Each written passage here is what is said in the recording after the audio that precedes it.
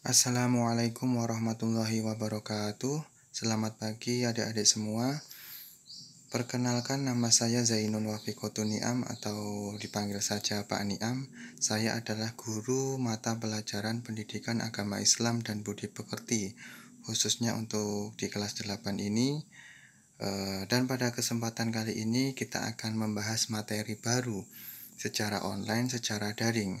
Mohon adik-adik semua memperhatikan dan nanti juga ada penugasan di akhir materi ini. Baik, untuk hari ini yang akan kita bahas adalah materi tentang sikap rendah hati, hemat, dan sederhana. Di sini kita ada 4 materi, ada 4 poin yang akan dibahas. Yang pertama adalah dalil dan perintah untuk bersikap rendah hati. Kemudian yang kedua, dalil dan perintah untuk bersikap hemat dan sederhana. Kemudian yang ketiga, hukum bacaan mat asli atau mat tabi'i. Kemudian yang terakhir, hukum bacaan mat turunan atau mat fara'i. Kita langsung saja ke materi yang pertama, yaitu perintah untuk bersikap rendah hati. Di sini kita sebagai umat Muslim, kita berpegangan pada Al-Quran tentunya. Mengenai perintah sikap rendah hati, Allah sudah menjelaskan di dalam Quran surat Al-Furqan ayat 63 yang bunyinya, A'udzubillahi minasyaitonirrajim, Bismillahirrahmanirrahim. Wa ibadur rahmanil ladzina yamshuna 'alal ardi haunan wa idza khatabahumul jahiluna qalu salama. Yang artinya, adapun hamba-hamba Tuhan yang Maha Pengasih itu adalah orang-orang yang berjalan di bumi dengan rendah hati. Dan apabila orang-orang jahil atau orang bodoh menyapa mereka, tentunya dengan kata-kata yang menghina, mereka mengucapkan salam. Itu. Kemudian, apa sih pesan mulia dari Quran surat Al-Furqan ini? Ayat 63. Bahwa di dalam ayat ini Allah mengajarkan kepada kita untuk memiliki sifat rendah hati atau disebut juga dengan sifat tawadhu. Tawadhu adalah sikap diri yang tidak merasa lebih dari orang lain. Orang yang tawadhu berkeyakinan bahwa semua kelebihan yang ada dalam dirinya semata-mata merupakan karunia dari Allah Subhanahu wa Ta'ala. Sifat rendah hati ini seharusnya diwujudkan dalam setiap perilaku kita, baik terhadap diri kita sendiri, terhadap Allah, maupun terhadap orang-orang yang menyapa kita, orang-orang jahil yang menyapa kita. Nah, apa sih lawan dari rendah hati? Lawan dari rendah hati adalah tinggi hati, sombong, takabur, atau angkuh. Allah melarang kita memiliki sifat sombong. Orang yang tinggi hati atau sombong akan diturunkan derajatnya oleh Allah. Sedangkan orang yang rendah hati akan dinaikkan derajatnya oleh Allah Subhanahu wa Ta'ala. Kemudian masuk ke poin selanjutnya, yaitu perintah untuk bersikap hemat dan sederhana. Kita akan melihat Quran surat Al-Isra ayat 26 dan 27. A'udzubillahi minasyaitonirrajim. Bismillahirrahmanirrahim. Wa atidal qurba haqqahu wal miskina wa ba'na sabili wa la tubadzir tabdzira.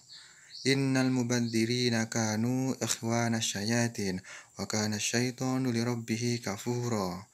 Yang artinya, dan berikanlah kepada keluarga-keluarga yang dekat akan haknya, kepada orang miskin dan orang yang dalam perjalanan, dan janganlah kamu menghambur-hamburkan hartamu secara boros. Sesungguhnya pemboros-pemboros itu adalah saudara-saudara setan, dan setan itu adalah sangat ingkar kepada Tuhannya. Jadi kalau kita memiliki sifat yang boros, menghambur-hamburkan harta, kita sama saja dengan setan. Untuk itu kita harus bersikap hemat dan juga sederhana. Baik, lanjut kita akan memahami pesan mulia dari Quran surat Al-Isra ini. Bahwa dalam ayat ini Allah menjelaskan gaya hidup kaum jahiliyah waktu itu yang suka berfoya-foya menghamburkan hartanya. Dalam ayat ini Allah menegaskan bahwa berfoya-foya dan menghamburkan harta adalah pemborosan dan bagian dari perbuatan setan. Namun sebaliknya, Allah mengajarkan kita agar bisa hidup hemat, sederhana, dan peduli terhadap orang lain dengan cara suka berderma atau bersedekah. Dengan tindakan mulia seperti ini, harta yang kita miliki akan menjadi lebih bermakna bagi diri kita sendiri dan bermanfaat bagi orang lain di sekitar kita. Seperti itu, setelah kita tahu dalil tentang perintah bersikap rendah hati dan juga sikap hemat, kita lanjutkan ke materi selanjutnya, yaitu tentang bacaan mat atau bacaan yang panjang dalam Al-Quran. Yang pertama, kita akan membahas mat asli atau mat tobi'i. Nah, mat tobi'i atau mat asli itu adalah bacaan yang panjang dalam Al-Quran yang tandanya adalah ketika ada harokat fathah diikuti alif. Kemudian yang kedua, atau ada harokat kasroh diikuti ya sukun. Kemudian harokat dhammah diikuti wawu. Nah, cara bacanya adalah dibaca panjang satu alif atau dua harokat. Di sini ada dua contoh. Yang pertama, Qul a'udzu birabbin nas.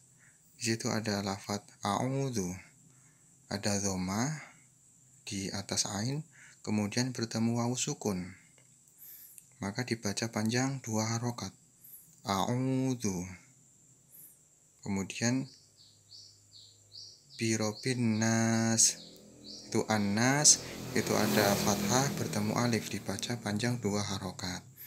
Kemudian contoh yang kedua ada fi jidiha hablum mim masad. Itu ada harokat kasroh, fi bertemu dengan ya sukun, dibaca panjang. Kemudian jidiha, ji di situ ada harokat kasroh bertemu ya sukun. Kemudian ada ha, itu adalah harokat fathah bertemu alif. Jadi ketika adik-adik semua menemukan tanda-tanda yang seperti itu, maka harus dibaca panjang, dan matnya atau nama matnya adalah mat asli atau mat tobi'i. Kemudian yang selanjutnya kita akan membahas mat turunan atau mat far'i. Di sini ada 4 jenis. Yang pertama ada mat wajib mutasil, kemudian mat jaiz munfasil, ada mat arid, ada mat iwad. Yang pertama, mat wajib mutasil. Di sini disebut sebagai mat wajib mutasil adalah apabila terdapat mat tobi'i yang tadi itu, kemudian diikuti hamzah dalam satu lafadz. Ini wajib dibaca panjang 3 alif atau 6 harokat. Di sini ada contoh, idza jaa nasrullahi wal fath. Di sini ada jaa. Di situ ada mat tobi'i, fathah bertemu alif, kemudian bertemu lagi dengan hamzah dalam satu lafadz. Jaa itu adalah satu lafadz, jadi harus dibaca panjang 6 harokat. Dibacanya idza jaa nasrullahi wal fath. Seperti itu. Kemudian yang kedua, mat jaiz mufasil. Disebut mat jaiz mufasil apabila terdapat mat tobi'i diikuti hamzah namun dalam lafadz yang berbeda. Bedanya yang mat wajib mutasil tadi itu adalah dalam satu lafadz. Kalau mat jaiz mufasil dalam lafadz yang berbeda. Cara bacanya juga beda. Kalau yang mat wajib mutasil 3 alif atau 6 harokat, mat jaiz mufasil bisa dibaca 1 alif 2 harokat, atau 2 alif 4 harokat, atau 2,5 alif atau 5 harokat. Contohnya, wala antum abiduna ma a'bud. Itu ada wala antum. Itu ada lam alif yang harokatnya fathah bertemu alif, kemudian bertemu lagi dengan hamzah, namun beda harokat. Mohon maaf, beda lafadz. Kemudian ma'abud itu ada mat tobi'i yang bertemu hamzah dalam lafadz yang berbeda. Kemudian yang ketiga adalah mat arid. Disebut sebagai mat arid apabila terdapat mat tobi'i diikuti wakof atau berhenti. Atau bisa dikatakan terdapat mat tobi'i di akhir hayat. terdapat mad tabi'i di akhir ayat. Cara membacanya adalah 1 alif, 2 alif, atau 3 alif. Contohnya, iyyaka na'budu wa iyyaka nasta'in.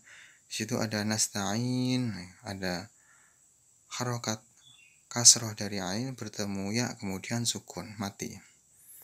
Itu namanya mad arid. Kemudian yang terakhir mad iwad.